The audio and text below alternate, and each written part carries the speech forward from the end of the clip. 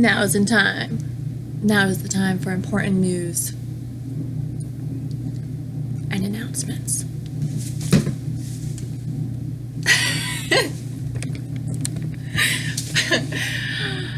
Yeah, I don't really have any, honestly. We're on YouTube now, obviously. We are on Instagram now. We have a Twitter account. Obviously, there's our website. Facebook. Booming. Yeah, that's about it for now. Oh. We are putting together a poly products page. If you are in the polyamorous community and you sell products, services, have a business of some sort, we would love to advertise for you because we believe in empowering people in our community.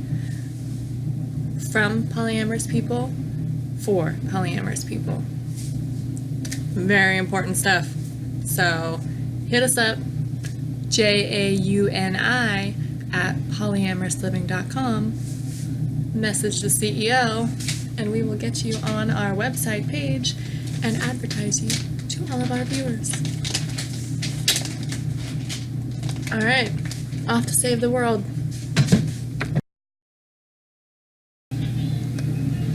Hi.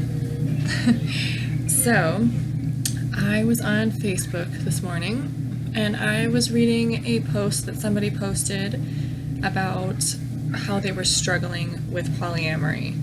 And I see that a lot, I feel like. I feel like a lot of people post about, asking questions about whether or not they are, capable of living polyamorously. They always ask it like, I don't know if I can do this, this seems too difficult, or, whatever. That's a common theme. Basically, it got my mind working, and it made me think about what is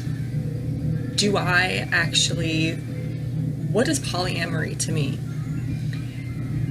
And it's so much more. It's so much more than just dating people, because I know that people often think that it's like, the direct translation is loving more than one, and I understand that.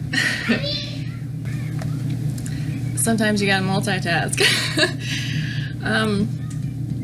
Where was I? Yes. So polyamory is so much more than just dating multiple people. And polyamory to me is really, it's a strength. It's a confidence in yourself.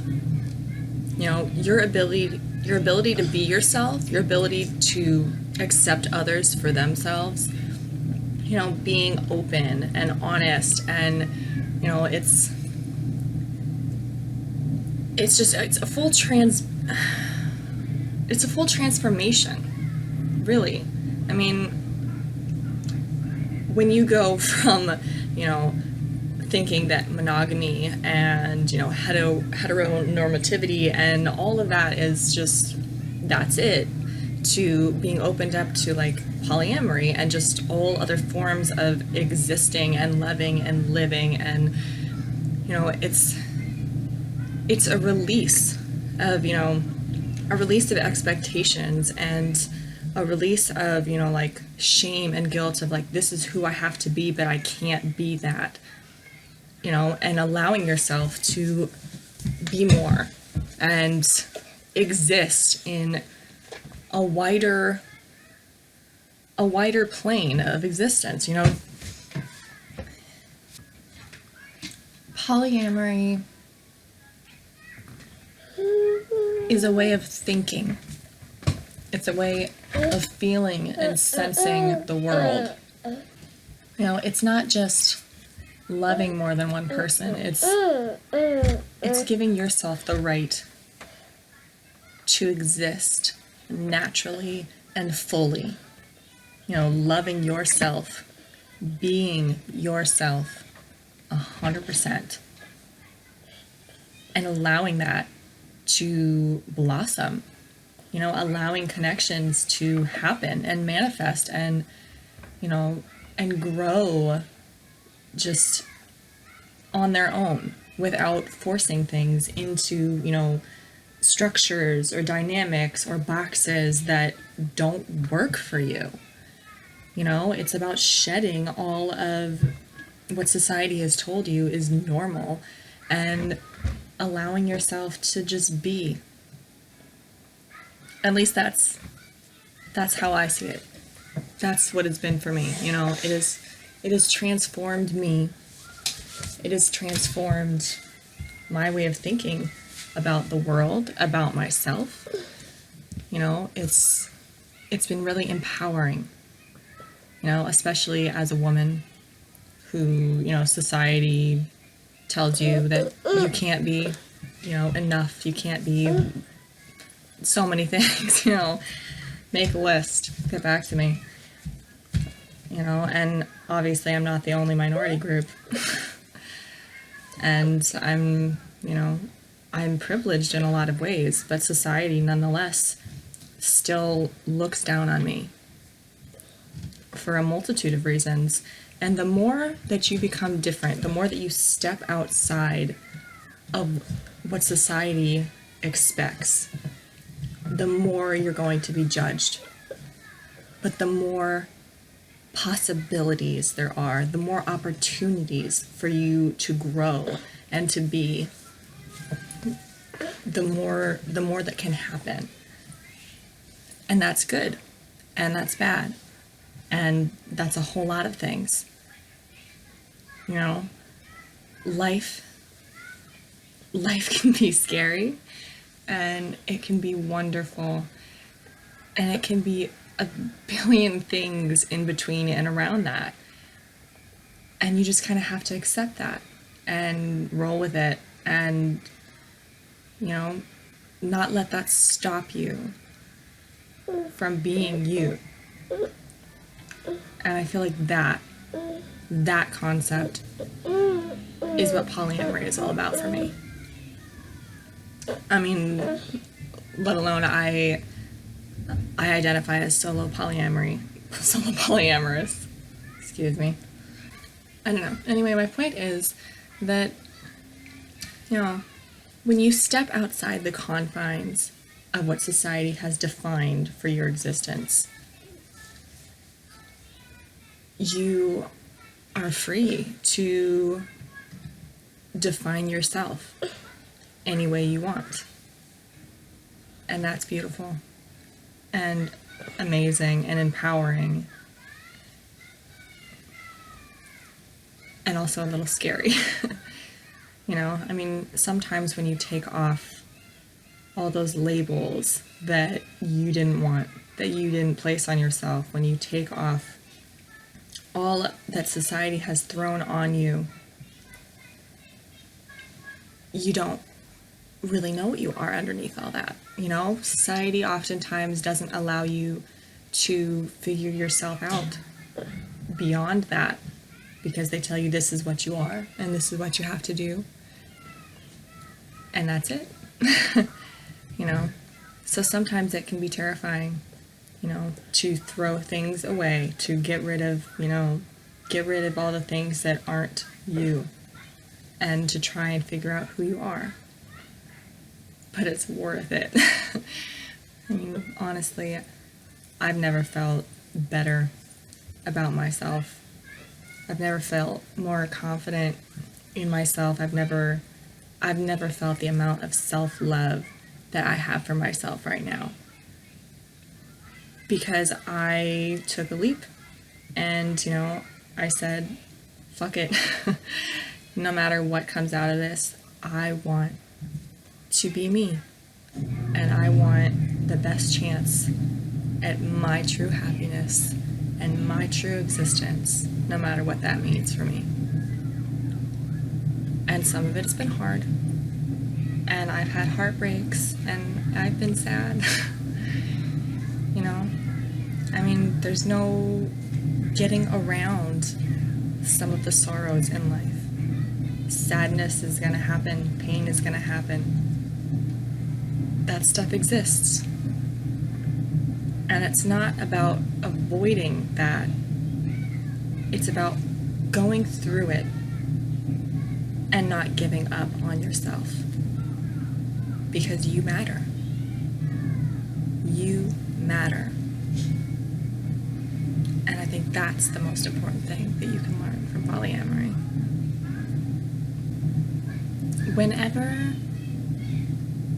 Whenever you step outside the norm, you are going up against society, whether you want to or not. You are fighting for everyone else's rights when you fight for your own. And that's beautiful. And that's tragic. And it's amazing how it can interconnect all of us. You know, I took communication, lots of communications classes in college. You know, I took cultural communication, and I got the communications award or whatever. You take a certain number of classes. I'm not super, like, I did so great, but I mean, I took women's studies and human sexualities too. And the most important thing that I learned in those 3 classes was intersectionality, which is basically just the intersecting of everything. You know, the way that everything connects, how everything is intertwined with everything else, and there's no one thing that you can label or define that it completely describes who you are, or the reason that you did something, or, you know, you can't be described in your entirety by one word or by a million words. It's everything plays off of everything else. Everything influences everything else. And by that, we influence each other in every way. Also, the second most important thing that I learned was humility. You know, acknowledging that you don't know everything about everything and everyone, and accepting that, you know, other people know things that you don't know, and that people exist in ways that you don't understand, and allowing yourself the chance to get to know people and to get to know situations and to get to have experiences genuinely without bringing that judgment in, you know, without making all the assumptions and without putting expectations on everything, you know, allowing things to just be. And I think those are both really important components in compassion, in having compassion for other people. You know, being able to see where things connect, and being able to admit that things connect in places that you don't know about, you know. And it's not just important for learning about other people and for being compassionate about other people, you know, I think it's really important for learning more about yourself, for being able to shed things that you thought you knew, being able to look past what you thought was yourself and delve deeper and go beyond and expand, you know, using those abilities, you know, to see intersectionality and to be compassionate through humility for yourself. You know, I mean, how are we going to expect to, you know, for anybody to be really truly compassionate towards other people in the world if we can't even be that way towards ourselves? You know, we have to acknowledge that there's more to us than we realize. And that's okay. And it's a journey. But it's a journey that's worth going on.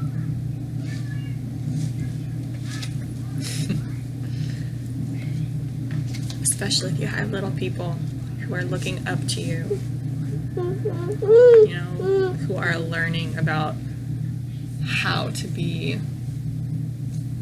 real, how to be beautiful and authentic, who are learning how to take responsibility for yourself, for your life.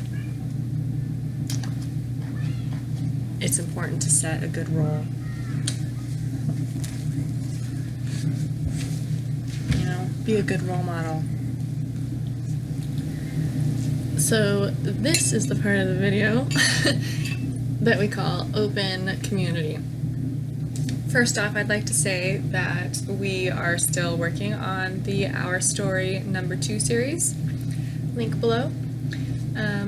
As mentioned in the previous vlog, and if you want to be a part of it, answer the questionnaire. Super simple, and you'll help spread some information.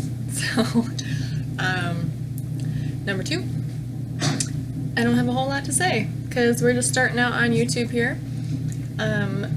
At this point in time, I would be answering comments and questions from the community.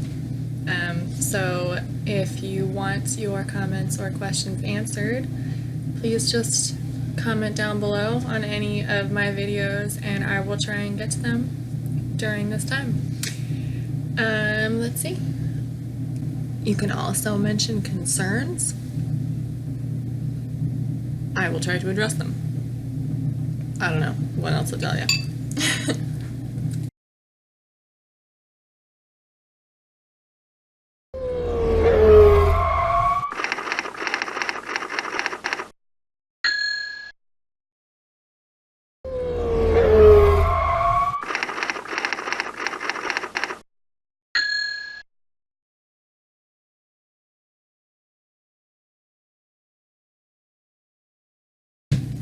Big shout out to any breastfeeding mamas out there, because it is tough work.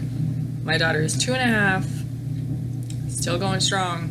But I mean, whether you are working or a stay-at-home mom or whatever, or both, sort of, I mean, how do you do that? I don't know. You know what I mean? Momming is hard. And breastfeeding on top of that, wow.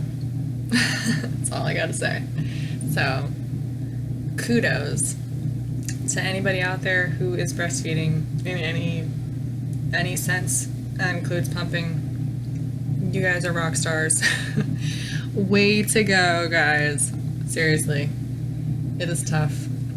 Wonderful sometimes, awful sometimes. Tough nonetheless. So, good going. And that will close up our open community portion of the video. Like I said, if you want your comments, questions, or concerns responded to, put them down in the comment section. You could also email me at jauni@polyamorous.com. If for some reason you don't want to make your comment public, although it will be public as soon as I go on here, but I won't be mentioning anybody's names, so don't worry about that. I just want to share as much information as I can, so comment and subscribe wherever the subscribe button is on your screen. Okay. Thanks for watching. Ciao. Alright, now is the time when we discuss the articles on our website. Free advertisement. So last week we published, on Monday, we published an article called Ethical Non-Monogamy, One Size Does Not Fit All. That article was written by Tasha, one of our freelance journalists. Then on Wednesday, woohoo! Part 3 of the Our Story series came out. That part was called Coming Out Stories.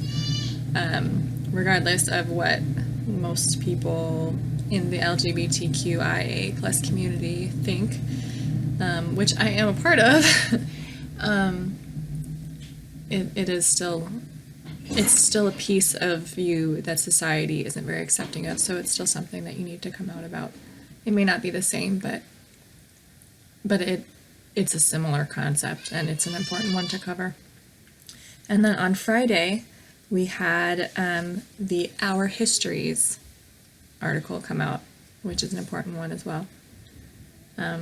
We have lots more to come out this following week, and we hope you stick around.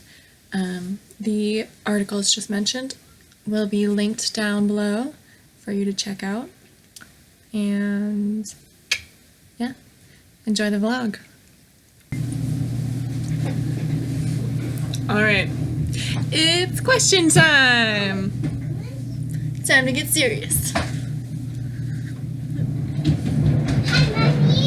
Alright, my serious question for you, Richard.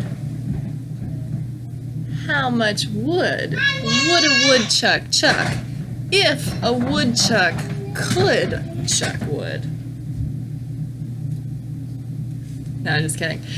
What do you feel are the 3 most important things about polyamory? How are you doing? And why? How are you do that? You only why you. How are you did you that? So, homoromantic. What does it all mean? Richard wants to know. Well, I guess it could mean a lot of things, as labels typically mean slightly different things to different people. For me, I mean, well, first of all, the difference between being homosexual and homoromantic is that being homosexual is the person, you know, it's the group of people or whatever that you're sexually attracted to, physically attracted to, you know, the people that you would have a physical relationship with. Whereas the term homoromantic and all the forms of whatever romantic were created to separate the fact that you can be sexually attracted to people and it may not be the same people you are romantically attracted to. So, I mean, that's where homoromantic comes in for me, is that I tend to be pansexual, honestly. I mean, I could sleep with just about anybody, but I mean, I'm demisexual, so it's, what that means is that I wouldn't have sex with somebody unless I had a strong connection with them. So unless I connect with somebody on a personal level, you know, and I feel that bond with somebody, I don't want to sleep with them. It's not something that, that's not something that pops into my mind. I'm not one of those people that's just like, damn, I want to sleep with that. Like, it's just not my thing. So, I mean, for me, even though sexually I potentially could be with anybody if I connected with them, romantically, you know, for romantic relationship purposes, I only want to be, loud kids, I only want to be with other women. So, yeah, I mean, it's basically the same concept as what people see homosexuality as, or, you know, being a lesbian or whatever.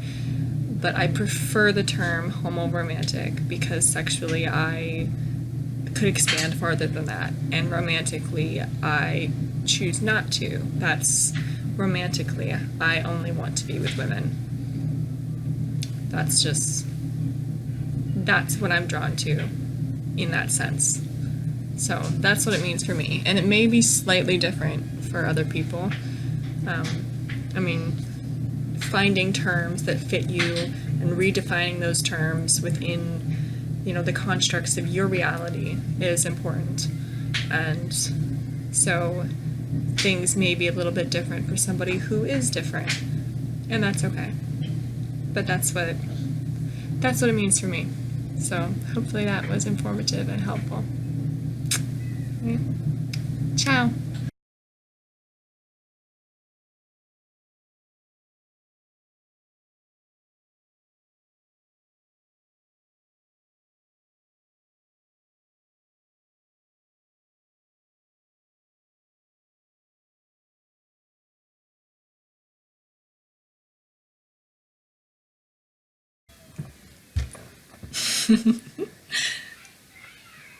Boom.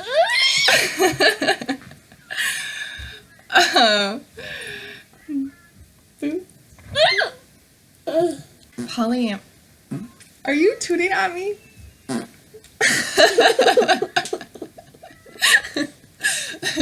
Oh God.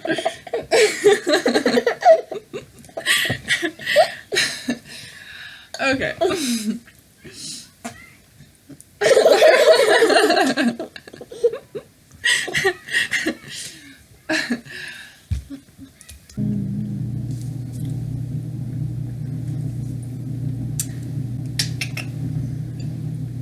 Yeah.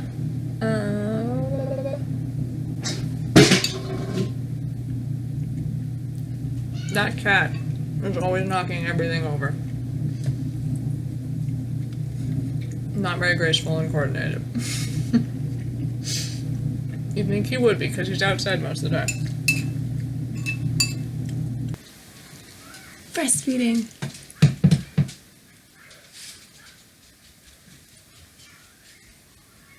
Yeah.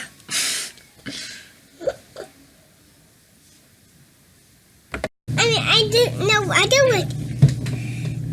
Papa. There is a wolf. I do it. The mommy. But there's too much going on. I can't focus. There's trash trucks and dogs working and babies moving everywhere.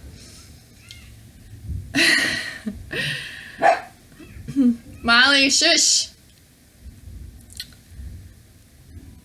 Yeah. Totally forgot what I was saying.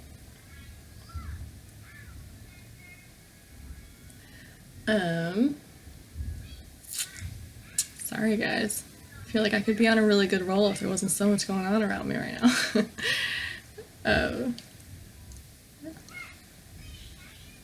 Yeah. Yesterday. Oh, this is all wrong, ain't it? Shit.